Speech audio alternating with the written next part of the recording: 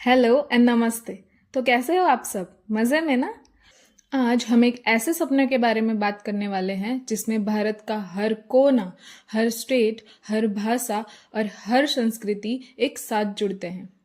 और उस सपने का प्रतीक है एक statue, world's tallest statue.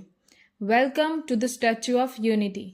Gujarat के एक छोटे से कस्बे केवड़िया में नर्मदा के किनारे खड़े हैं the iron man of India, Sardar Vallabhbhai Patel.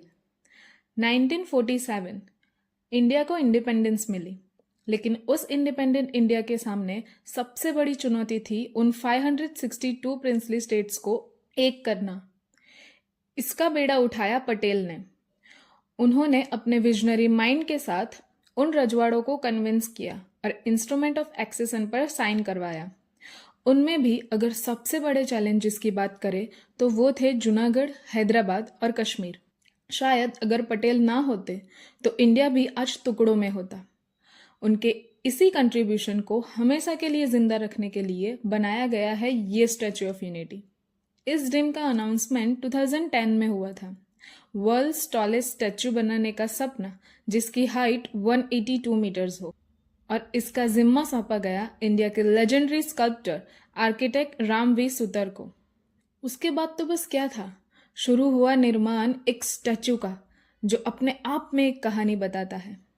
1 साल डिजाइन में लगा, 4 साल लगे कंस्ट्रक्शन में, 2013 में शिलान्यास हुआ और फाइनली 2018 में पीएम नरेंद्र मोदी ने इस स्टैच्यू का इनॉग्रेशन किया।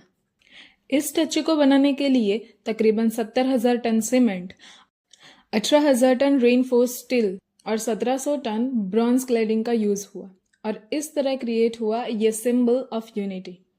Now let's talk about the tourism here.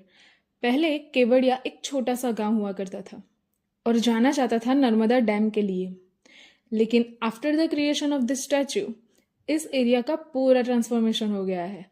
अब यहाँ देखने मिलते हैं jungle safari, cactus garden, valley of flowers, Ekta cruise, glow garden, Zarwani waterfalls और बहुत कुछ। और इन सब से बूस्ट मिला है यहाँ की लोकल इकोनॉमी को। Hotels, home stays, transport, guide service, इन सब को हर साल करोड़ों की संख्या में यहाँ टूरिस्ट आते हैं।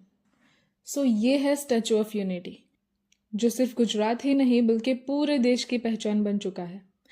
आज जब हम रीजनल डिफरेंसेस, पॉलिटिक्स और बाउंड्रीज देखते हैं तो पटेल का विजन और भी रेलेवेंट लगता है। So this is all about the statue of unity, जो स्पिरिट ऑफ इंडिया भी है, tall, unshakeable and united. Now let's move on to some tips अगर आप यहाँ आने का प्लान कर रहे हो तो यहाँ से सबसे ज़्यादा नज़दीक पड़ता है वडोदरा। ट्रेन्स, बस और डायरेक्ट फ्लाइट्स भी अवेलेबल हैं। एंट्री टिकट्स ऑनलाइन भी बुक करवा सकते हो और ऑफलाइन का ऑप्शन तो अवेलेबल है ही। Best time to visit October to March, जब थोड़ा वेदर ठंडा हो। और यहाँ पर रात का लाइट एंड साउंड शो एकदम सिनेमेटिक एक्सपीरियंस देता है। और एक और इंटरेस्टिंग चीज़ भी है यहाँ पे, approx at the height of 153 metres Narmada नदी और सरदार सरोवर डैम का ब्रेथ टेकिंग व्यू देखने को मिलता है। एंड फोटोग्राफी के लिए तो अर्ली मॉर्निंग एंड सनसेट है ही। सो अगर पॉसिबल हो तो प्लान फॉर 2 days।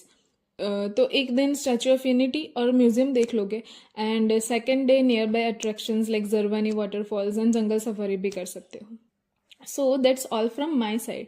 अगर कभी गुजरात जाने का प्लान बना तो इसे अपनी लिस्ट में इंक्लूड करना बिल्कुल मत भूलना।